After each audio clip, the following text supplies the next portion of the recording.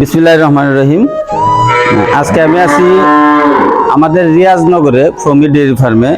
ওনারা lumpy bag ভ্যাকসিনটা আনছে ওনার খামারে দেওয়ার জন্য গরুগুলারে।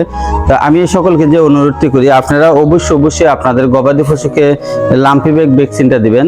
লাম্পি ব্যাগ ভ্যাকসিনটা দিলে আপনার গবাদি পশু ইনশাল্লাহ, আমি মনে করি, আমি এতদিন ধরে যে দিতেছি, আমি যতগুলা খামার দিছি এখন পর্যন্ত কোনো খামারে রিঅ্যাক্টেড দেখা দেয় নাই, অর্থাৎ লাম্পি স্কিন ডিজিজটা দেখা দেয় নাই। তাই আমি সকলকে অনুরোধ করি আপনারা অবশ্যই লাম্পি ব্যাগ ভ্যাকসিনটা দিবেন।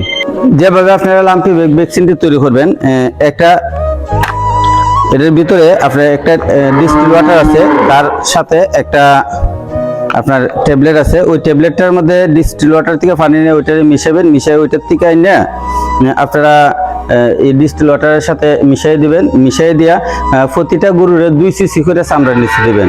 ইনশাল্লাহ আপনাদের গবাদি পশু 1 বছর লাম্পি থেকে মুক্ত থাকবে। আসসালামু আলাইকুম।